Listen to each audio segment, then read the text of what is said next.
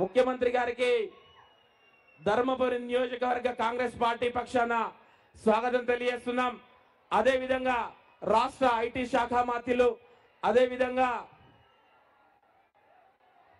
పరిశ్రమల శాఖ మంత్రులు శ్రీధర్ బాబు గారు కూడా స్వాగతం తెలియజేస్తున్నాం.